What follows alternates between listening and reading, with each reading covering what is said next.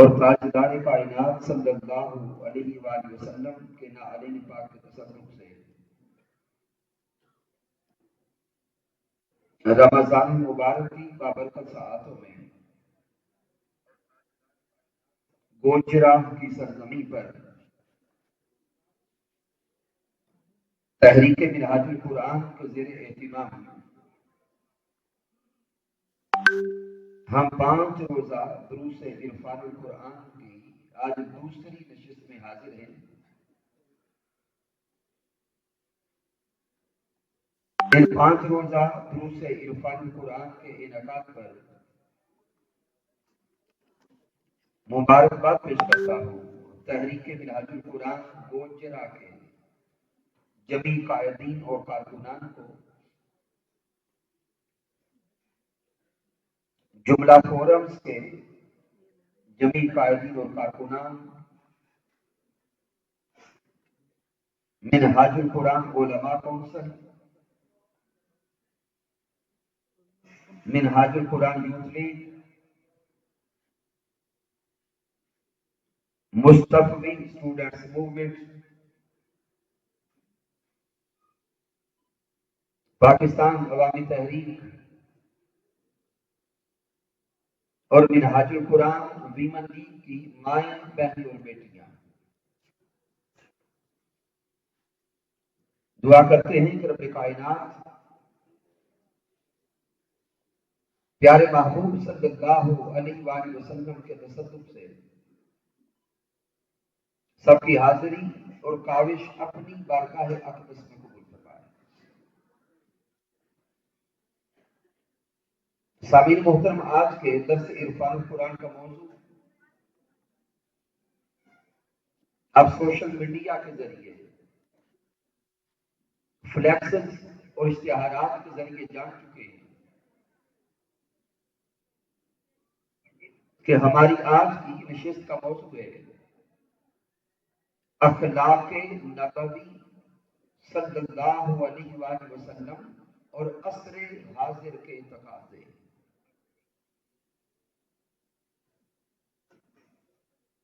شاید بعض جوانوں کے ذہن میں سوال پیدا ہو کہ ان 5 روزہ دروس عرفان القرآن کی نشستوں میں اس موضوع کے لانے کا سبب کیا ہے؟ تو سامعین محترم، اگر ہم عصر حاضر میں اپنے معاشرے پہ نگاہ ڈالیں تو ہمیں ہر طرف لڑائی، جھگڑے اور فسادات نظر آتے ہیں۔ رشتہ داروں سے دور ہو گئے، سگے بھائی اپنے بھائیوں کے دشمن ہو گئے، ہمارے معاشرے میں آج نفرت ہے،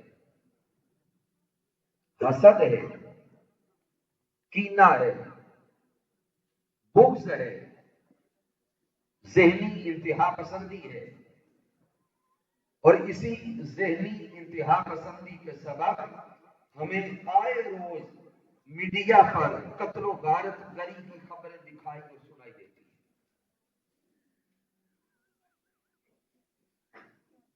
اگر ہم اپنے معاشرے کو پھر نفرت کی فضا سے نکال کر امن اور محبت کی طرف لانا چاہتے ہیں، اگر ہم اپنے معاشرے کو پھر سنوارنا چاہتے ہیں،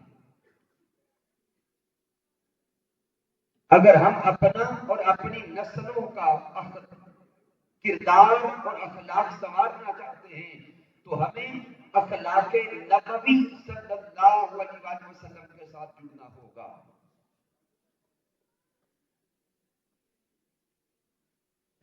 تو سامعین محترم، جب اس موضوع کی غرض و غایت کو سمجھ گئے تو اب آئیں ابتداءً تلاوت کردہ آیہ کریمہ کی روشنی میں اخلاق نبوی صلی اللہ علیہ وسلم کی عظمت کو جاننے کی کوشش کریں۔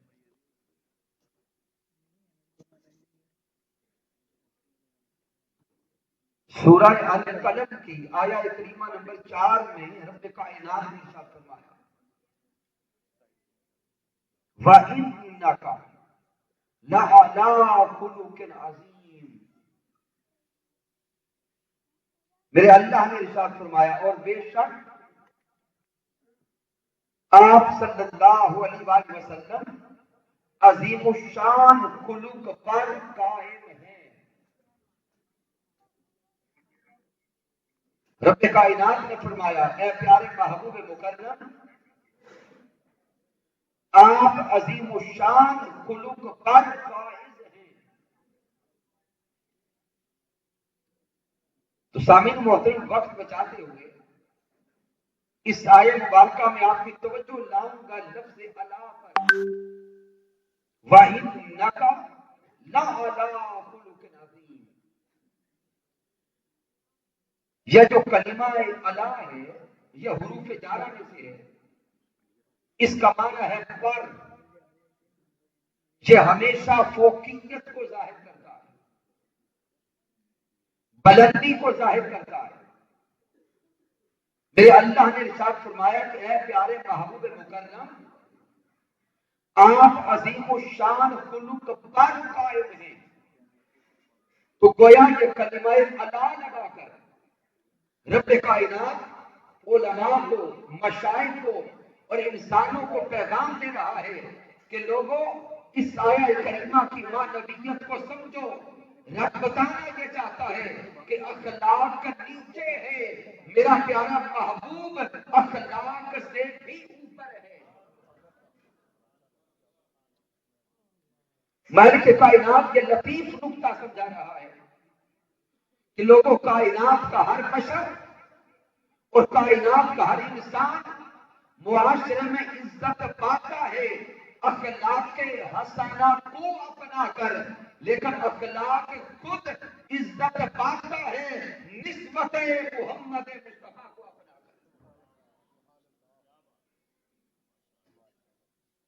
کر۔ سامعین محترم، اسی آیہ کریمہ کا جو آخری کلمہ ہے اس کی طرف توجہ کریں، عظیم وَإِنَّكَ لَعَلَىٰ خُلُقٍ عَظِيمٍ۔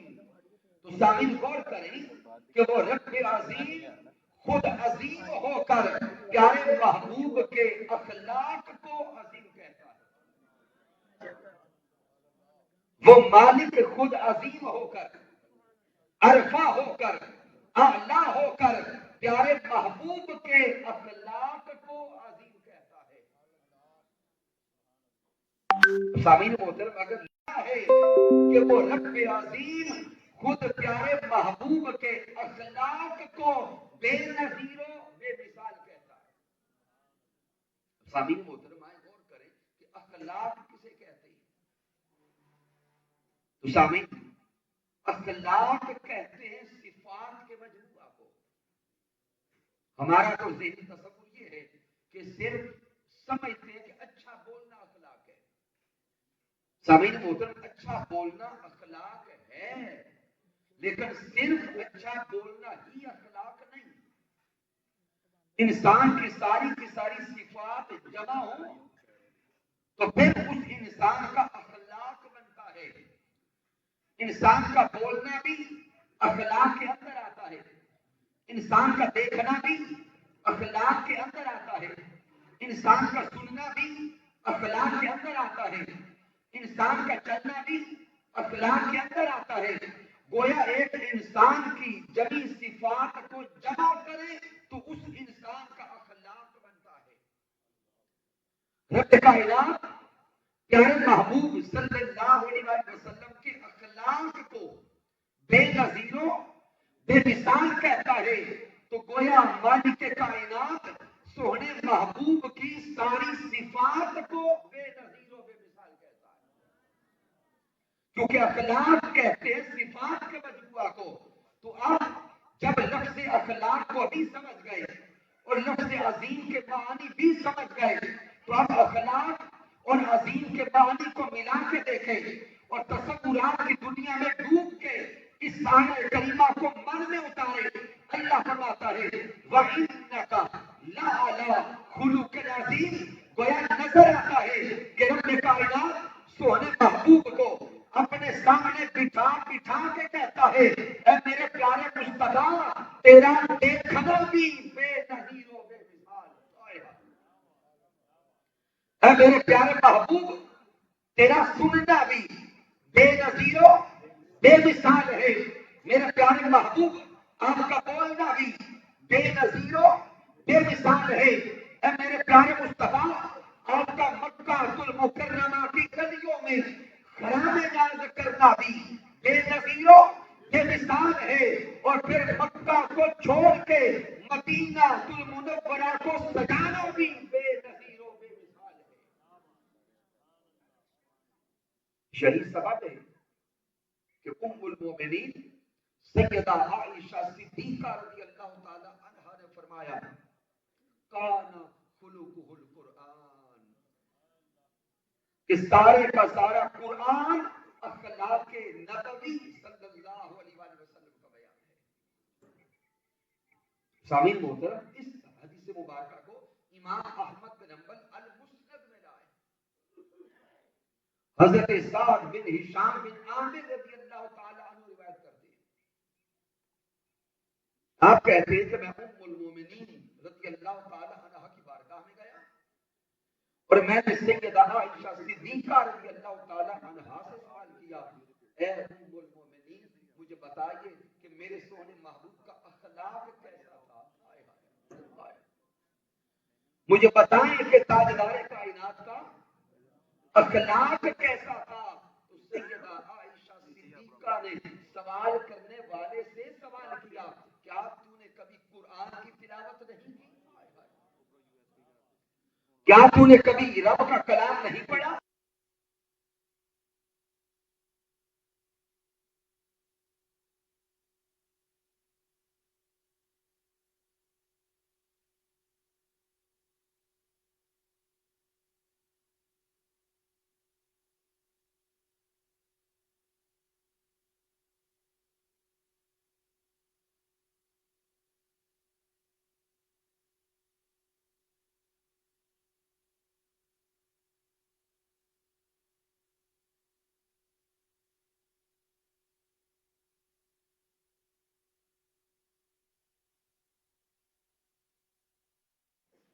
بعض نوجوانوں کے ذہن میں سوال پیدا ہو کہ ہمیں تو ساری زندگی یہی پڑھایا گیا ہے کہ قرآن اللہ کا کلام ہے، بولے گے قرآن مجید اللہ کا کلام ہے، اور سیدہ عائشہ صدیقہ فرماتی ہے کہ یہ قرآن اخلاق محمد مصطفیٰ کا بیان ہے۔ اب اس قرآن کو اللہ کا کلام مانے یا پیارے محمد مصطفیٰ صلی اللہ علیہ وسلم کی اخلاق کا بیان مانے، تو ذہن سوال کرے گا کہ ممکن کیسے ہے کہ بیک وقت یہ قرآن کلام الہی بھی ہو اور اخلاق نبوی صلی اللہ علیہ وسلم کا بیان بھی۔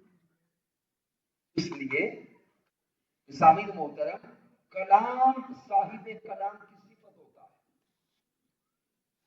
کلام کلام کرنے والے کی صفت ہوتا ہے، اور یہ ہم پہلے جان چکے کہ اخلاق بھی صاحب اخلاق کی صفت ہوتا ہے۔ تو قرآن مجید فرقان حمید کو دیکھیں نزولی اعتبار سے کلامی اعتبار سے تو قرآن اللہ کا کلام ہے، اور کلام الہی ہونے کے سبب یہ قرآن صفت الہی بنا، اللہ کا کلام ہونے کی وجہ سے یہ قرآن صفت الہی بنا۔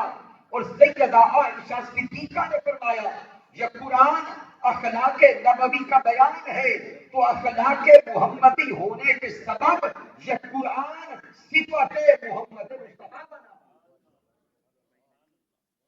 تو اب سامعین محترم سوچنا پڑے گا کہ قرآن مجید فرقان حمید تو ایک ہے، اس کے 30 پارے، 114 سورتیں، 7 منزلیں، 6000 سے زائد آیات بینات، یہ قرآن مجید تو ایک ہے، بیک وقت یہ قرآن صفت خدا کیسے ہے اور اسی لمحے جب قرآن صفت محمد مصطفیٰ کے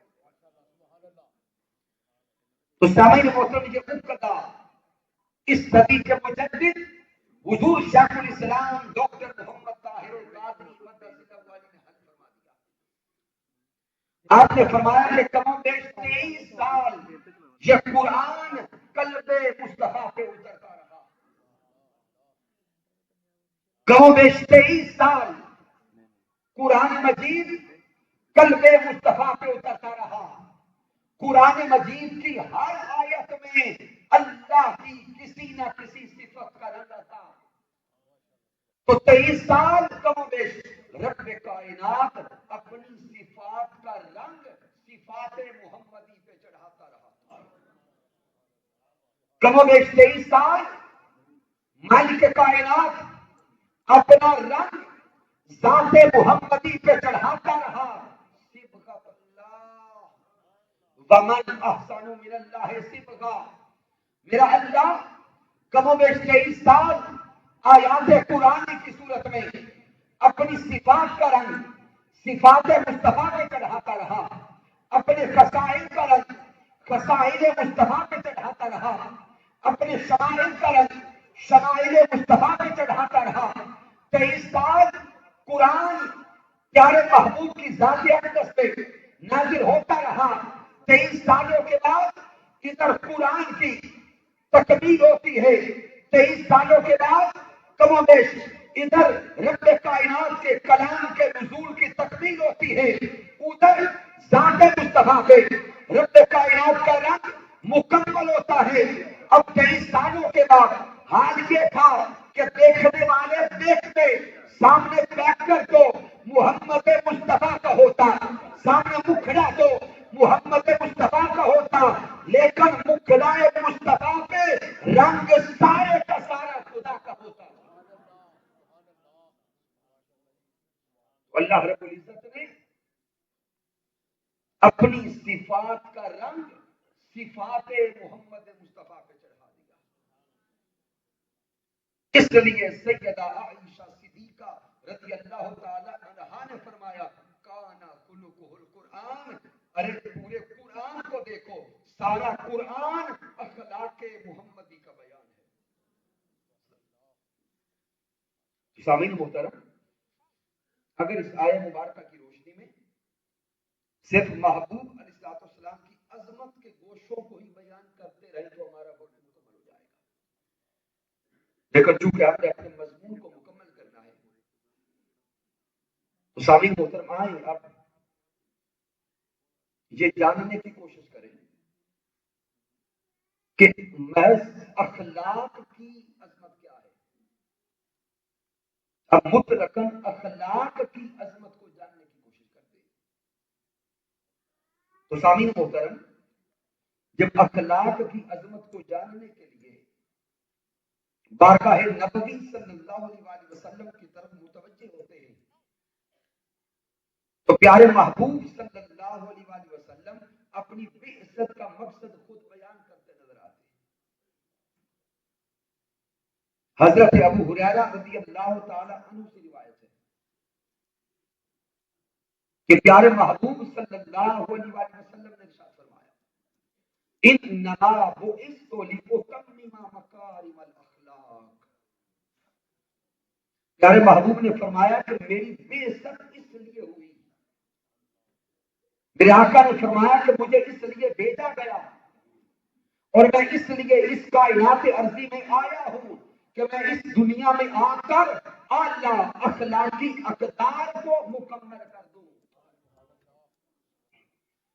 حضور نے فرمایا کہ میں اس لیے آیا ہوں کہ میں تمہارے اخلاق کو سنوار دوں،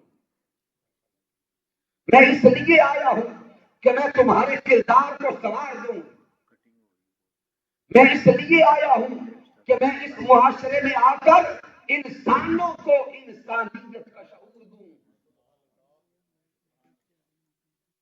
تو سامعین محترم آئیں سب سے پہلے اپنی توجہ اس طرف لے جائیں کہ حضور علیہ السلام جس معاشرے میں تشریف لائے حضور کے آنے سے پہلے اس معاشرے کا حال کیا تھا۔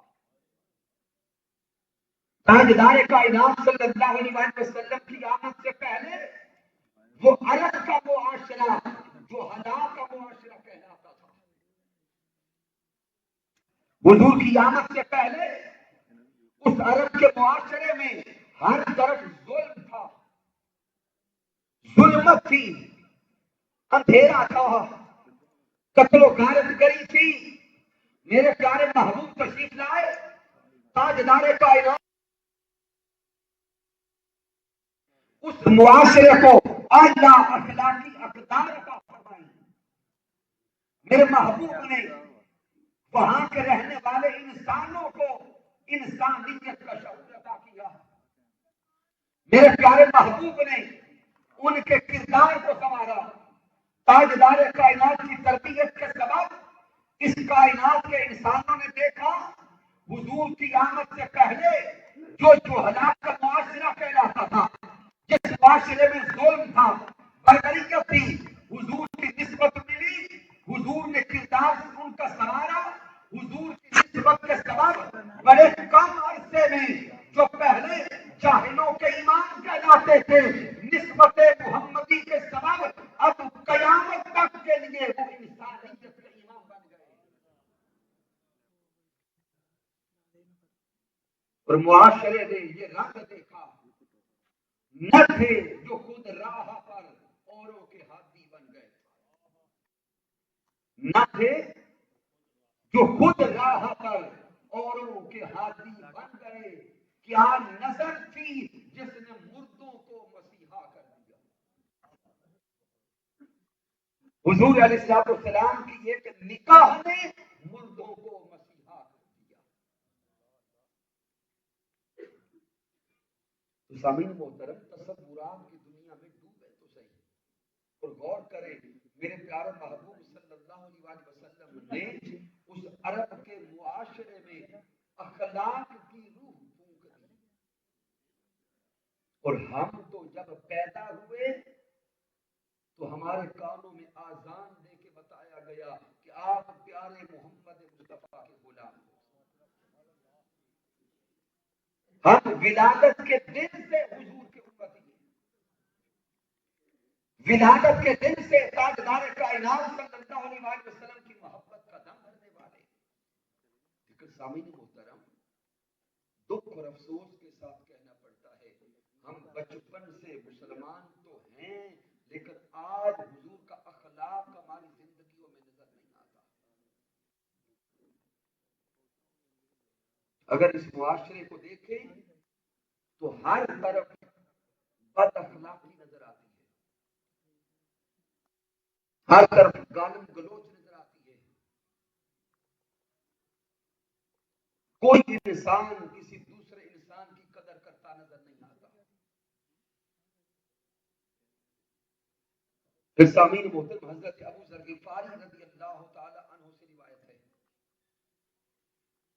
اس حدیث مبارکہ کو امام حاکم المستدرک میں لائے، امام ترمذی نقل کرتے ہیں کہ پیارے محبوب علیہ السلام نے فرمایا، اتق اللہ حیثما کنت۔ حضور نے فرمایا تم جہاں کہیں بھی ہو اللہ سے ڈرتے رہو، اللہ سے ڈرتے رہو، اور اگر تم سے کوئی گناہ سرزد ہو جائے تو گناہ کے بعد ہمیشہ نیکی کرو، کم ہو ہاں وہ تمہاری نیکی اس گناہ کو مٹا دے گی۔ وَخَالِقِ النَّاسَ بِخُلُقٍ حَسَنٍ، حضور آگے فرماتے ہیں، اور انسانوں کے ساتھ ہمیشہ اچھے اخلاق سے پیش آؤ۔ حضور نے اچھے اخلاق کے اپنانے کا حکم دیا۔ پھر سامعین محترم، حضرت جابر رضی اللہ تعالی عنہ سے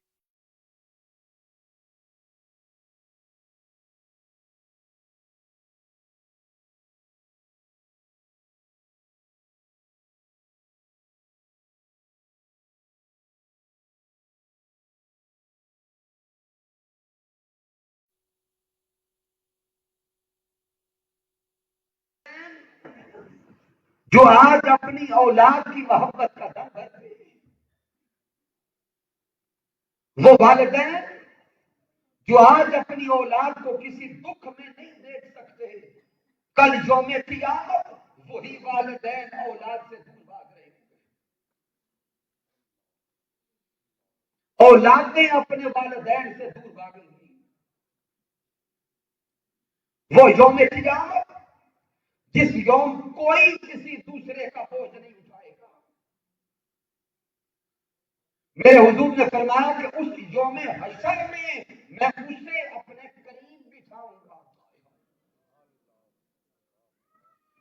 آقا فرماتے ہیں ان من احبکم الیہ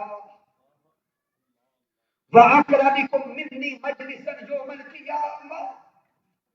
حضور نے فرمایا کل یوم قیامت میرا سب سے پیارا اور محبوب بندہ وہ ہوگا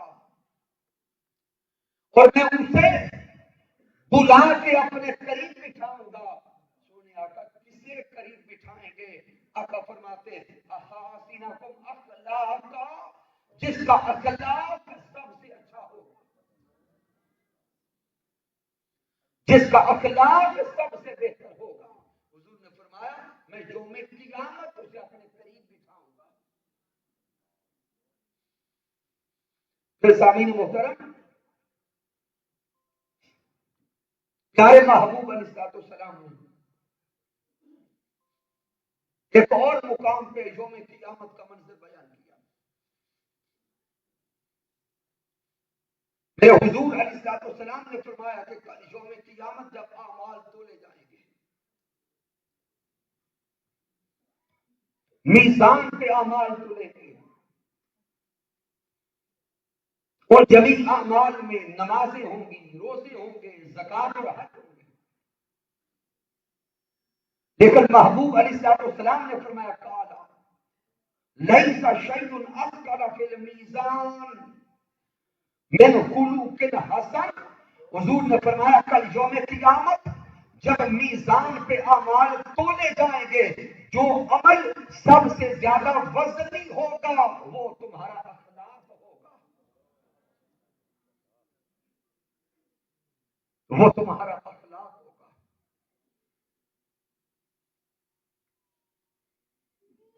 پھر سامعین محترم، محبوب علیہ السلام رب تعالیٰ کی بارگاہ میں دعا کرتے ہیں. سامعین غور کریں، وہ محبوب کائنات جن کے اخلاق کی عظمت اللہ قرآن میں بیان کرے، وہ پیارے محبوب اللہ کی بارگاہ میں ہاتھ اٹھاتے ہیں اور عرض کرتے ہیں اللہم احسن خلقی فاحسن خلقی. اے رب کائنات، جس طرح تو نے مجھے پیارا چہرہ عطا کیا، جس طرح تو نے مجھے سونی شکل و صورت عطا کی، اے مولا تیری بارگاہ میں دعا کرتا ہوں کہ اسی طرح تو مجھے اچھا اخلاق بھی عطا کر. سامعین محترم، ہمارے محبوب رب کی بارگاہ میں اچھے اخلاق کی دعا کریں اور ہم حضور کے امتی ہو کر اخلاق حسنہ سے دور ہو جائیں. کہاں کا انصاف ہے؟ پھر سیدہ عائشہ صدیقہ رضی اللہ تعالی عنہا سے روایت ہے کہ پیارے محبوب علیہ السلام نے ارشاد فرمایا الشوم سوء الخلق. حضور نے فرمایا کہ بدبختی در حقیقت بد اخلاقی ہے. ہم کہتے ہیں نا فلاں بدبخت ہے، تو میرے حضور علیہ السلام نے فرمایا جو انسان بد اخلاق ہوتا ہے وہی بدبخت ہوتا ہے. تو معزز سامعین، جب اخلاق کی عظمت کو سمجھ گئے، اس کی اہمیت کو سمجھ گئے، تو اب آئیں آنکھیں بند کر کے اپنے من میں جھانک کے دیکھیں تو صحیح، کیا ہماری زندگی اخلاق نبوی کے مطابق گزر رہی ہے؟ تو سامعین محترم، جب اپنی گزری ہوئی زندگی پہ نگاہ ڈالتے ہیں تو سوائے شرمندگی کے کچھ نظر نہیں آتا. سوچیں اگر اسی طرح بد اخلاقی کی زندگی گزر گزارتے گزارتے موت آ گئی تو کل یوم قیامت سونے محبوب کو کون سا چہرہ دکھائیں گے؟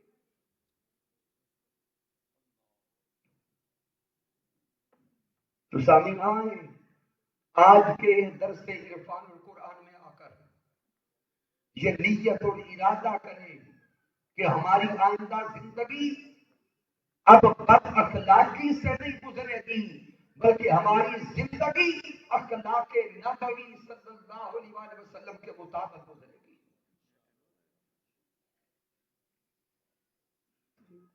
آئیں سب سے پہلے اخلاق نبوی صلی اللہ علیہ وسلم سے سچائی کا فیض لے کر اپنی زندگیوں کو سچ کی طرف لائیں۔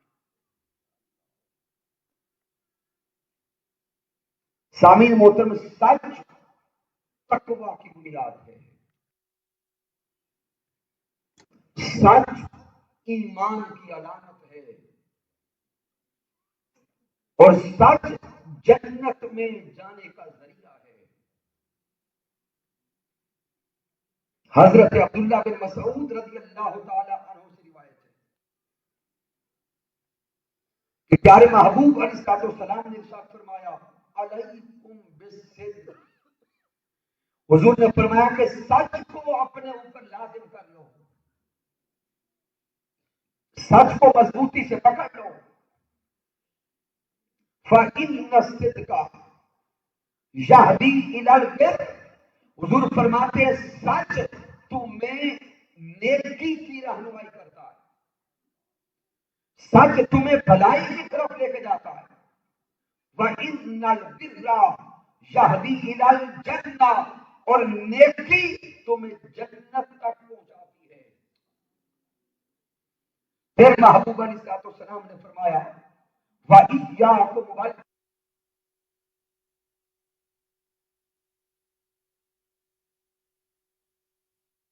فَإِنَّ الْكَذِبَ یہدی الی الفجور، حضور فرماتے ہیں بے شک یہ جھوٹ تمہیں گناہ کی دلدل میں پھنسا دیتا ہے۔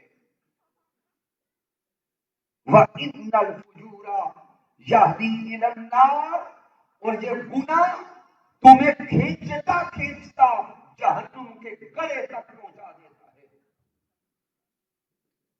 سامعین محترم، محبوب علیہ السلام کے اس فرمان کو دیکھیں، حضور نے یہ راز سمجھا دیا کہ سچ کو پکڑو، سچ تمہیں جنت تک لے جاتا ہے، اور جھوٹ سے دور ہو جاؤ، جھوٹ تمہیں جہنم کے گڑے تک پہنچا دیتا ہے۔ لیکن سامعین آج اگر معاشرے کو دیکھیں، اس معاشرے میں آج جھوٹ کو گناہ سمجھا ہی نہیں جاتا۔ ہر دوسرا انسان جھوٹ پر زندگی بسر کر رہا ہے۔ اس معاشرے کے تاجروں کو دیکھ لیں، بڑے بڑے شاپنگ مال سے لے کر نیچے پھل فروٹ کی ریڑھی لگانے والے تک چلے جائیں، اللہ ماشاء اللہ ہر تاجر جھوٹ بول بول کے اپنے مال کو حرام کر رہا ہے۔ اور اس معاشرے میں تو جھوٹ بول کر جو جتنی بڑی ڈیل کرتا ہے اسے ہم ہینڈسم تاجر کہتے ہیں کہ یہ تاجر بڑا کامیاب ہے۔ معاذ اللہ۔ پھر گھریلو زندگیاں دیکھیں، والدین خود اپنی اولادوں کو جھوٹ بولنا سکھا رہے ہیں، جبکہ جس نبی صلی اللہ علیہ وسلم کا ہم نے کلمہ پڑھا ہے وہ محبوب اتنے سچے تھے، اتنے سچے تھے کہ سچ حضور کے رخ انور سے جھلکتا نظر آتا۔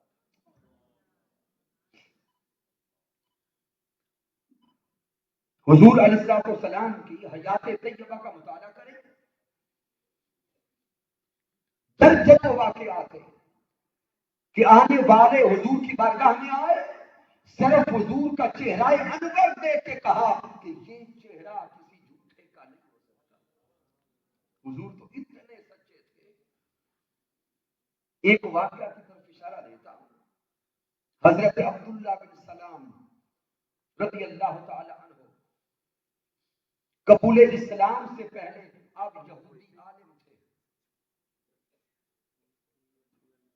جب میرے محبوب صلی اللہ علیہ وسلم مکہ سے مدینہ تشریف لائے تو حضرت عبداللہ بن سلام کو خبر پہنچی کہ مدینہ میں ایک ایسی ہستی آئی ہے جنہوں نے نبوت کا اعلان کیا.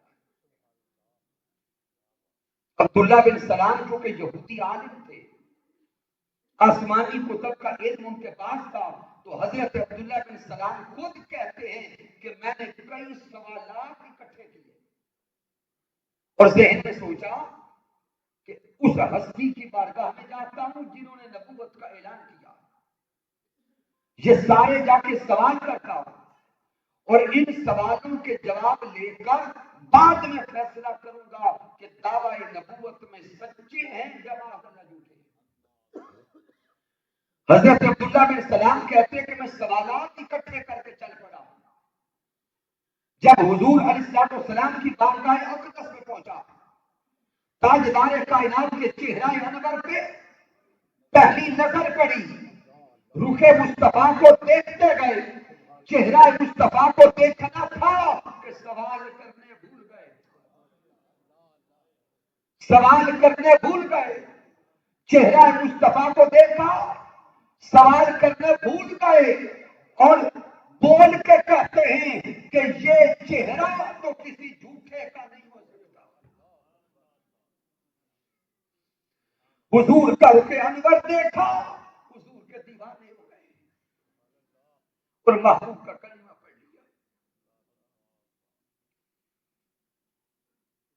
تو محبوب علیہ السلام اتنے سچے ہیں کہ سچائی حضور کے رخ انور سے جھلکتی نظر آئے اور ہم حضور کا کلمہ پڑھ کے آج اتنے جھوٹے ہو گئے کہ ذاتی نجی زندگی سے لے کے کاروباری زندگی تک ہر روز جھوٹ بولتے ہیں.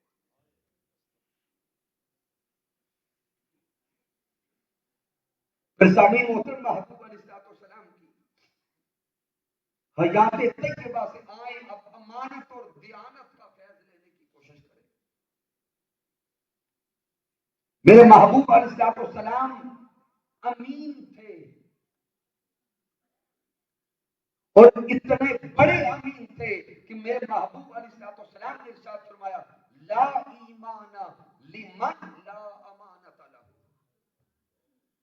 حضور نے فرمایا جو انسان امانت دار نہیں ہے اس کے ایمان کا کوئی پاس نہیں ہے. جو انسان امانت دار نہیں اس کے ایمان کا کوئی اعتبار نہیں. پھر سامعین محترم، میرے محبوب علیہ السلام نے فرمایا کہ جس شخص نے تمہارے پاس امانت رکھی ہے اس کی امانت اسے واپس لوٹا دو. کیا کرو؟ اس کی امانت اسے واپس لوٹا دو. پھر حضور آگے لطیف کلمات دیتے. حضور فرماتے جس نے تمہارے ساتھ خیانت کی ہے تم جواباً اس کے ساتھ خیانت نہ کرو. حضور نے فرمایا جس نے خیانت کی تم اس کے ساتھ خیانت نہ کرو. اور آج ہمارا حال کیا ہے؟ اگر کوئی ہمارے پاس امانت رکھ بیٹھے اور کسی وجہ سے ہماری اس کے ساتھ رنجش بن جائے، ناراضگی ہو جائے، تو ہم بول کے کہتے ہیں کہ تیری فلاں شے میرے کول پئی ہے نا، ہن میں ویکھدا لیندا کیویں.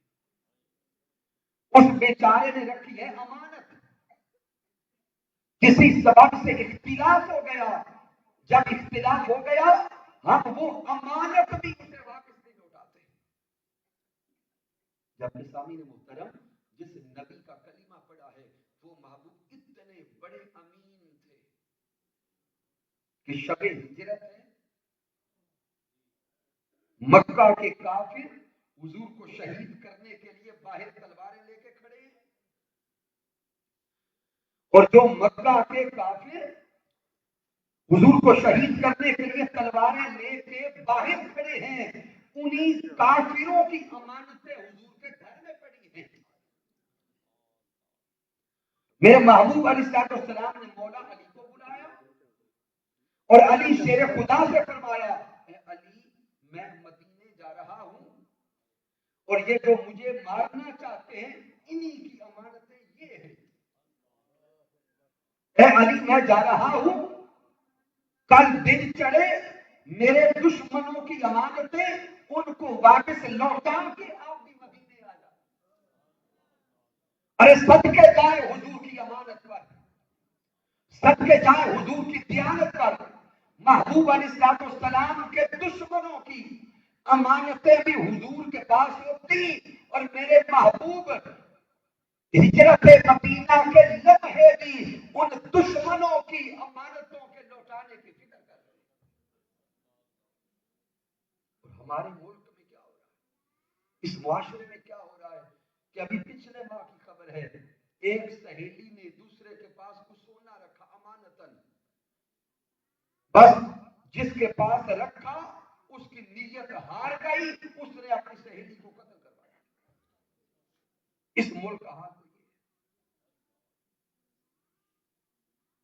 ایک طرف دعوے محبت مصطفیٰ کے ہیں، ایک طرف دعوے عشق مصطفیٰ کے ہیں اور دوسری طرف حضور کا اخلاق ہماری زندگیوں میں نظر نہیں آتا. سامعین محترم غور کریں، میرے پیارے محبوب علیہ السلام پھر مکہ المکرمہ سے مدینہ تشریف لائے. مدینہ تشریف لا کے محبوب کائنات نے مصطفی معاشرے کی بنیاد رکھی. اور آقا علیہ السلام نے مدینہ المنورہ تشریف لا کے مصطفی معاشرہ جو قائم کیا ہے اس کی بنیاد بھائی چارہ پہ رکھی. محبوب علیہ السلام نے انصار اور مہاجرین صحابہ کو اکٹھا کیا. محبوب علیہ السلام نے ایک انصار صحابی کھڑا کیا اور ایک مہاجر کھڑا کیا، فرمایا آج سے تم بھائی بھائی ہو. محبوب علیہ السلام نے اس معاشرے کی بنیاد اخوت پہ رکھی، بھائی چارہ پہ رکھی. اور جس انداز سے میرے محبوب نے مصطفی معاشرہ قائم کیا وہ منظر یہ کائنات قیامت تک نہ دیکھ سکے گی. میرے محبوب نے انصار اور مہاجرین کو بھائی بھائی بنایا. صدقے جائیں ان صحابہ کے مقام پر میرے حضور نے انہیں بھائی بھائی بنایا. انصار صحابہ نے مہاجرین کو ساتھ لیا، اپنے گھر لے گئے، اپنی جائیداد کا آدھا حصہ اپنے مہاجر بھائی کے نام کر دیا. اور ہم اپنے سگے بھائی کا حق آج نہیں دیتے. پھر سامعین محترم، جس انصار صحابی کی 2 بیویاں تھیں اس نے اپنے مہاجر بھائی سے کہا کہ میں اپنی ایک بیوی کو طلاق دیتا ہوں، عدت کے بعد تمہارا نکاح کر دیں گے. اتنی قربانی، اتنا انصاف. میرے محبوب علیہ السلام نے تو اس معاشرے کی بنیاد بھائی چارے پہ رکھی تھی. آج مسلمان ایک دوسرے کا احساس کرنا چھوڑ گئے. پھر پیارے محبوب علیہ السلام نے فرمایا، حضرت عبداللہ ابن عمر رضی اللہ تعالیٰ عنہ سے روایت، میرے آقا نے فرمایا المسلم اخو المسلم. حضور نے فرمایا مسلمان مسلمان کا بھائی ہے. نہ تو خود اپنے مسلمان بھائی پہ ظلم کرتا ہے نہ ظالم کے حوالے کرتا ہے. حضور نے فرمایا کہ ایک مسلمان نہ خود ظلم کرتا ہے نہ ظالم کے حوالے کرتا ہے. آج اس معاشرے میں دیکھیں مسلمان دوسرے مسلمان پہ ظلم کر رہا. سوشل میڈیا پر، فیس بک پر ہر روز ایسی ویڈیوز آتی ہیں کہ مسلمان مسلمان پہ تشدد کر رہا ہے. پھر میرے حضور نے فرمایا من کان فی حاجت اخیہ کان اللہ فی حاجتہ. حضور نے فرمایا جو مسلمان بھائی کی حاجت روائی کرتا جو دوسرے مسلمان کی مدد کرتا ہے اللہ اس کی مدد کرتا ہے. پھر حضور نے فرمایا ومن ستر مسلما سترہ اللہ یوم القیامہ. میرے حضور نے فرمایا جو دوسرے مسلمان بھائی کے عیبوں پہ پردہ ڈالتا ہے، جو دوسرے مسلمان کے گناہوں پر پردہ ڈالتا ہے، حضور نے فرمایا کل یوم قیامت اللہ اس کے گناہوں پہ پردہ ڈالے گا. اور آج ہم پردے نہیں ڈال رہے. ہمیں ہلکی سی خبر آ جائے کہ فلاں بندے میں کمزوری ہے، ہم تو چوکوں میں کھڑے ہو کے بتاتے ہیں کہ دیکھو وہ کتنا گندا ہے. اور خواتین کا حال اس معاملے میں مردوں سے زیادہ خراب ہے. اگر کہیں کسی میں خرابی نظر آ جائے، خواتین ایک دوسرے کو فون کر کر کے بتاتی ہے دیکھو میں نہیں کہتی تھی وہ اچھی نہیں ہے. جبکہ حضور نے فرمایا جو اس دنیا میں کسی کے گناہوں پہ پردہ ڈالے گا کل یوم قیامت اللہ اس کے گناہوں پہ پردہ ڈالے گا. پھر میرے حضور نے فرمایا کہ جو انسان کسی مسلمان بھائی کی مدد کرنے کے لیے ساتھ چل پڑا، کسی نے آ کے مجھے کہا، آپ کو کہا کہ مجھے یہ دکھ ہے، پریشانی ہے، میں اس تکلیف میں ہوں، حضور نے فرمایا کہ کسی کا دکھ سن کر اس کا دکھ دور کرنے کے لیے جو کسی کے ساتھ چل پڑا، آقا نے فرمایا کہ رب کائنات اس کے چلنے کے ایک ایک قدم پر اس کی نیکیاں لکھتا ہے. کیا کرتا ہے مولا؟ نیکیاں لکھتا ہے. پھر حضور نے فرمایا وَإِنْ هَلَكَ فِيمَا بَيْنَ ذَلِكَ دَخَلَ الْجَنَّةَ بِغَيْرِ حساب. اگر کسی بھائی کی مدد کرتے کرتے کسی کی موت آ گئی، کوئی فوت ہو گیا، تو میرے حضور نے فرمایا اگر مسلمان بھائی کی مدد کرتے ہوئے کوئی اس کے ساتھ چل رہا تھا، اس کی موت آ گئی، رب کائنات اسے بغیر حساب و کتاب سیدھا جنت داخل کر دے گا. حضور تو انسانیت کا ایسا پیغام دے. پھر محبوب علیہ السلام نے جو انسانی تقریم سکھائی بڑی کمال ہے. گفتگو کے آخری حصے میں آ گئے. ایک دن میرے محبوب علیہ السلام کعبۃ اللہ کا طواف کر رہے ہیں. امام بخاری صحیح بخاری ملا. صحابہ کہتے ہیں حضور کے ساتھ تھے. محبوب علیہ السلام کعبۃ اللہ کا طواف کرتے کرتے رک گئے. میرے حضور نے کعبہ سے خطاب کر کے کہا اے کعبۃ اللہ بے شک تیری شان بڑی ہے. اے کعبۃ اللہ بے شک تیرا مقام بڑا ہے. بے شک تو بڑی عظمت اور رفعت والا ہے. اے کعبۃ اللہ تیری خوشبو بھی بڑی پیاری. لیکن اے اللہ کے گھر کعبۃ اللہ تو سن لے تو بڑی شان والا بڑے مقام والا ہے، لیکن رب تعالیٰ کی نگاہ میں ایک بندہ مومن کی عزت آبرو مال اور جان کا مقام تجھ سے بھی زیادہ ہے.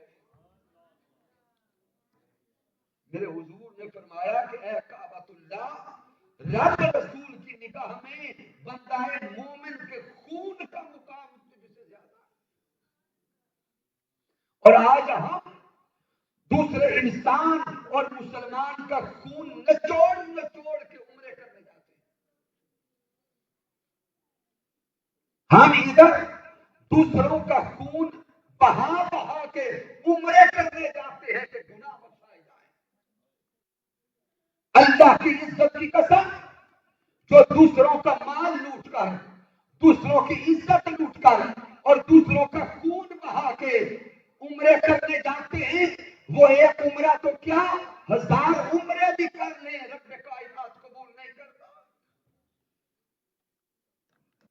کیونکہ میرے مصطفیٰ تشریف لائے ہیں انسانیت سکھانے کے لیے. پھر پیارے محبوب علیہ السلام نے ہمیشہ ہمیں معاف کرنا سکھایا. لیکن ہمارے دل اتنے سخت ہو گئے کہ آج سگا بھائی سگے بھائی کو معاف نہیں کر رہا. سگی بہنیں اپنی بہنوں کو معاف نہیں کر رہی، رشتہ دار ایک دوسرے کو معاف نہیں کر رہے۔ ناراضگیاں کیا ہیں؟ میں ان کے گھر گیا تھا، انہوں نے اچھا کھانا نہیں دیا، میں اس کے گھر گئی تھی، انہوں نے مجھے رشتہ نہیں دیا، ایک مرلہ میرا حصہ بنتا تھا وہ انہوں نے نہیں دیا، زر زمین زیور بس یہی جھگڑے۔ سامعین محترم، یہ تو سارے کے سارے معاملات زندگی اور معاملات دنیا یہی رکھ جانے ہیں، مر کے رب کی بارگاہ میں جانا۔ جن زمینوں کے ٹکڑوں پہ آج لڑتے مرتے ہیں، سامعین ہم مر کے زمین کے نیچے چلے جاتے ہیں، وہ زمین کا ٹکڑا وہیں پہ رہ جاتا ہے۔ ہمیں کیوں سمجھ نہیں آتی؟ جب کہ محبوب علیہ السلام نے اپنے جانی دشمنوں کو بھی معاف کر دیا۔ سیدہ عائشہ صدیقہ رضی اللہ تعالی عنہا سے روایت ہے کہ ایک دن سیدہ عائشہ صدیقہ رضی اللہ تعالی عنہ حضور کی بارگاہ میں عرض کرتی ہے، اے میرے سونے آقا، احد کا دن آپ کی زندگی میں بڑا مشکل تھا، حضور مجھے بتائیں کیا یوم احد سے بھی مشکل دن کوئی آپ کی زندگی میں آیا؟ میرے حضور نے فرمایا، عائشہ طائف والا دن میری زندگی میں احد والے دن سے بھی مشکل تھا۔ حضور نے فرمایا کہ جب میں طائف میں گیا اللہ کا پیغام لے کر، طائف والوں نے آگے سے پتھر برسائے،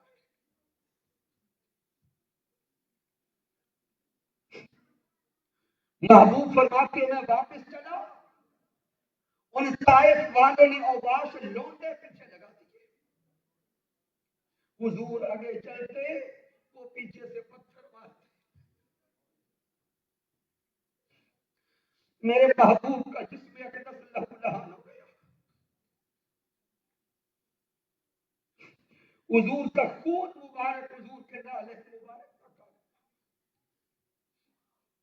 میرے حضور نے فرمایا کہ میں باغ میں رکا کہ جبرائیل علیہ السلام آ گئے، جبرائیل علیہ السلام آ کے عرض کرتے ہیں، ان اللہ قد سمع قول قومک، اے سونے محبوب آپ کا طائف میں جانا، اللہ کا پیغام پہنچانا اور طائف والوں کا پتھر برسانا اور کلام قبول نہ کرنا، یہ سب کچھ اللہ نے دیکھ بھی لیا ہے، سن بھی لیا ہے۔ تو محبوب اللہ نے آپ کے پاس پہاڑوں والا فرشتہ بھیجا ہے، یہ آپ سے ملاقات کرنا چاہتا ہے۔ حضور فرماتے ہیں کہ پہاڑوں والا فرشتہ سامنے آ گیا اور آپ عرض کرتا ہے کہ محبوب کائنات، آپ کے جسم اقدس کا لہو ہم سے دیکھا نہیں جاتا،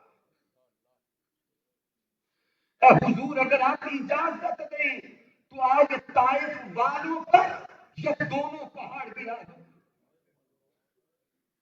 حضور اگر اجازت دیں تو آج طائف کی بستی کا نام و نشان مٹا دوں،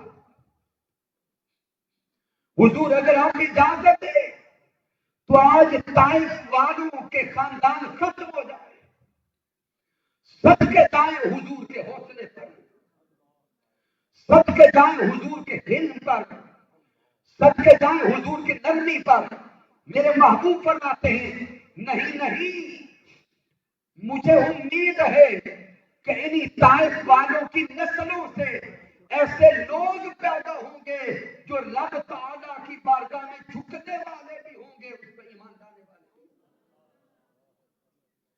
میرے محبوب نے طائف والوں کو معاف کر دیا، طائف والوں کو معاف کر دیا۔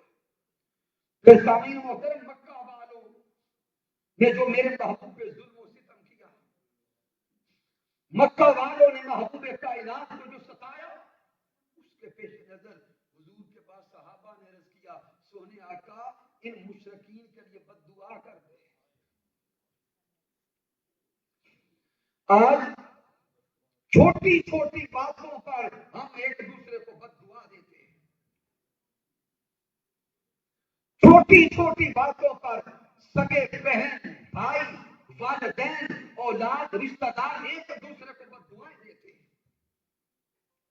لیکن حضور علیہ السلام کا اخلاق دیکھیں. وہ مکہ والے جنہوں نے حضور کو مکہ سے نکلنے پہ مجبور کر دیا, شیب ابی طالب نے قید رکھا, حضور کے صحابہ کو شہید کیا, حضور کو شہید کرنے کی سازشیں کی. صحابہ نے کہا حضور ان مشرکین کے لیے بد دعا کر دیں. حضور کے کلمات سنے. حضور فرماتے مجھے بد دعا کرنے کے لیے نہیں بھیجا گیا, مجھے بد دعا کرنے کے لیے نہیں بھیجا گیا. وَإِنَّمَا بُعِثْتُ رَحْمَةً, بلکہ مجھے رحمت کا پیکر بنا کے بھیجا گیا. اے پیارے محبوب علیہ السلام کے چاہنے والوں, آج ہم صبح و شام نعرے لگاتے ہیں کہ غلامی رسول میں موت بھی قبول ہے. تحریک منہج القرآن کا پیغام سنو. غلامی رسول میں موت کا وقت تو کبھی بعد میں آئے گا. ارے حضور کے عاشقوں, خدا را پہلے غلامی رسول میں جینا تو سیکھ لو.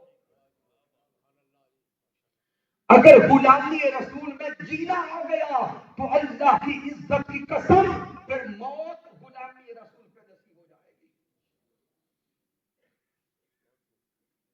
اس صدی میں حضور شیخ الاسلام ڈاکٹر محمد طاہر القادری مقدس اللہ علی پھر اس قوم کو حضور کے اخلاق کے ساتھ جوڑنا چاہتے ہیں.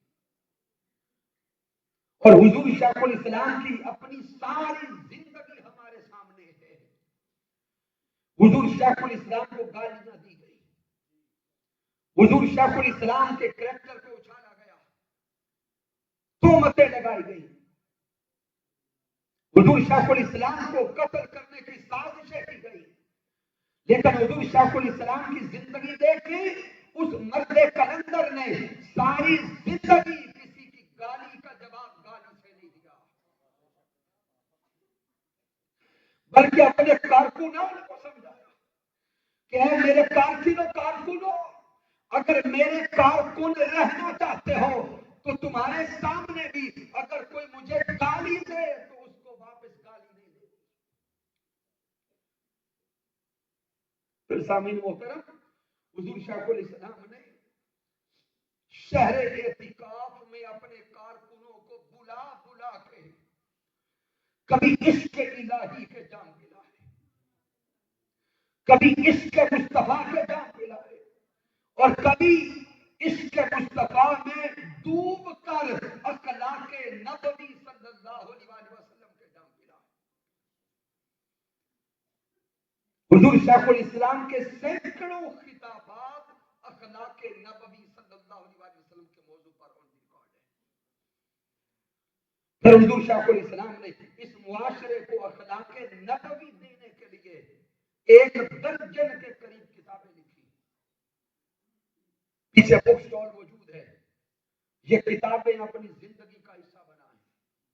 حسن اخلاق بڑی اہم کتاب ہے. پھر سامعین محترم, اطیب الشجم خلق عظیم کا پیکر جمیل کتاب موجود ہوگی. پھر اخلاق انبیاء کے نام سے کتاب موجود ہوگی. پھر سامعین محترم, حسن سراپا رسول صلی اللہ علیہ وسلم, ان کتب کا مطالعہ کریں. پھر عقیدہ رسالت, یہ کتابیں اپنے ساتھ لے کے جائیں. پھر سامعین محترم, حقیقت تصوف, یہ کتاب اپنے ساتھ لے کے جائیں. پھر حضور شیخ الاسلام نے بڑی اہم کتاب لکھی, سیرت نبوی صلی اللہ علیہ وسلم کا اصل خاکہ, یہ کتاب اپنے ساتھ لے کے جائیں. پھر جو مشائخ اور علماء تشریف فرما ہے, بالخصوص یہ کتاب اپنے ساتھ لے کے جائیں, الروض الباسم من خلق النبی الخاتم. حضور شیخ الاسلام نے 4 جلدوں پر اخلاق نبوی صلی اللہ علیہ وسلم کا انسائکلوپیڈیا دیا ہے. اور جو میں نے خطاب کیا, بس الروض الباسم کی 1 جلد کے صرف چند ابواب ہیں. تو جو احباب خطاب کرتے ہیں، تربیت کرتے ہیں، معاشرے کو کچھ دیتے ہیں، وہ ان کتب کو اپنے ساتھ لے کے جائیں۔ اور پھر آخری کلمات یہ کہ سامعین محترم، اس سال شہر اعتکاف میں حضور شیخ الاسلام کا جو موضوع آ رہا ہے وہ ہے انسان میں انسانیت کیسے لوٹائی جائے، انسان میں انسانیت کیسے لوٹائی جائے۔ اپنی رجسٹریشن کروائیں، شہر اعتکاف کا حصہ بنے، اور انشاءاللہ تعالی ان 5 روزہ دروس عرفان القرآن کی تیسری نشست کل منعقد ہوگی، جس میں شاگرد رشید حضور شیخ الاسلام ڈاکٹر محمد طاہر القادری مقدس اللہ علی محترم علامہ انصر محمود مصطفی صاحب خطاب فرمائیں گے۔ جتنے احباب آج تشریف لائے ہیں، اگر آپ کے دل کو کچھ سکون نصیب ہوا ہے تو کوشش کریں کل اپنے ساتھ 2 احباب کو لے کر آئیں۔ مبارکباد پیش کرتا ہوں بار دیگر تحریک منہج القرآن گوجرا کے قائدین اور کارکنان کو، اور جملہ فورمز کے قائدین اور کارکنان کو، اللہ سب کی کاوشیں قبول فرمائے۔ کی محمد سے وفاتوں نے تو ہم تیرے ہیں، یہ جہاں چیز ہے کیا لوہو قلم تیرے ہیں۔ اس درس عرفان القرآن میں تشریف لانے والے احباب محترم محمد نعیم صاحب، محترم حاجی ناصر صاحب، جناب محترم شاہد فاروق صاحب، محترم علامہ صفدر صدیقی صاحب، جناب محترم چودھری منور احمد باجوہ صاحب، محترم سید امیر علی شاہ صاحب، محترم ذوالفقار رندھاوا صاحب، محترم فلک شیر صاحب، محترم فیاض علی چٹھا صاحب، محترم سید سخاوت شاہ صاحب، محترم محمد سعید صاحب، محترم علامہ ساجد نیاز صاحب، جناب محترم شیخ وقار عظیم صاحب، محترم ذوالفقار صاحب، خالد صاحب، صاحبزادگان پروفیسر لطیف صاحب، محترم حاجی منصور صاحب، محترم باقر حسین رنداوا صاحب، محترم عبد الرزاق صاحب، اور دیگر جمی معززین اور مائیں بہنیں بیٹیاں جو احباب آج کے درس قرآن میں آئے، رب کائنات سب کا تشریف لانا اپنی بارگاہ میں قبول فرمائے۔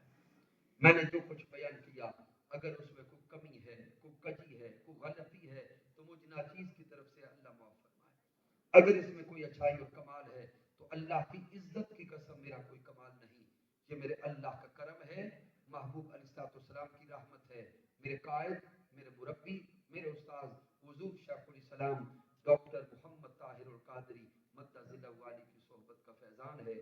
وما علینا الا البلاغ۔